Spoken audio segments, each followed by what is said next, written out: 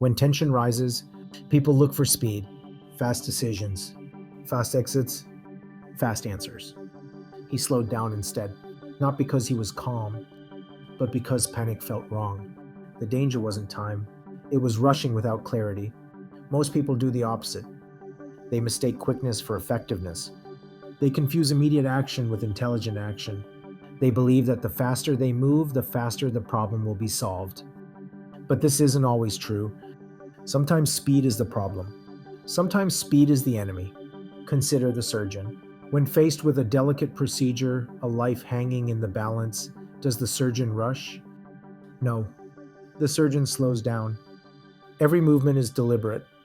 Every cut precise. Every decision weighted. Or the chess master. In a high stakes match with seconds ticking away, does the master frantically slam pieces across the board? Rarely. The master takes a breath, considers the permutations, anticipates the opponent's moves, and then with calm precision makes the optimal play. This isn't to say that speed is never important. Of course it is. In a burning building you run, on a collapsing bridge you sprint. But these are situations where the path forward is clear and the threat is immediate and absolute. The calculation is simple: escape. Most situations, however, are not so black and white. Most situations are complex, nuanced, and require careful consideration. In these moments, the impulse to rush, to act without thinking, is often a trap. It's a symptom of fear, not a strategy for success. Our brains are wired for fight or flight, a primal response to perceived danger. In the modern world, this often manifests as a desire for immediate solutions, even when immediate action is detrimental. We feel uncomfortable with uncertainty, so we fill the void with frantic movement, hoping that activity will somehow transmute into progress. But often it just transmutes into mistakes. Think about a crucial business negotiation. Would you want your lead negotiator to rush through the terms, desperate to close the deal? Or would you want them to be deliberate, to listen carefully, to consider every angle, and to make moves only when fully confident?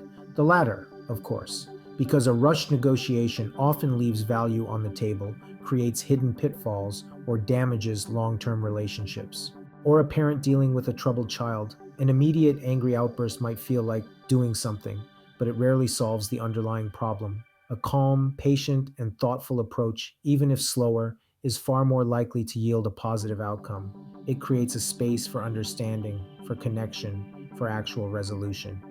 The hero in our story understood this. He knew that real strength wasn't about being the fastest, but about being the most effective. He understood that panic, while a natural human emotion, was a poor guide. Instead, he cultivated an inner calm, not an absence of fear, but a mastery over it.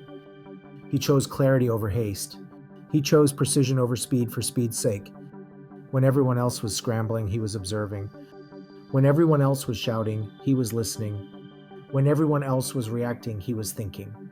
His slowed pace wasn't a sign of weakness, it was a demonstration of immense power. It was the power of control in chaos, the power of thought in turmoil, the power of deliberate action in a world that often rewards frantic reaction. And in the end, it was that deliberate, thoughtful approach that allowed him to see what others missed, to find the solution others overlooked, to achieve the outcome others deemed impossible. Because sometimes, when tension rises, the best way to move forward is to slow down. And to remember that true speed isn't about how fast you go, but how accurately you arrive.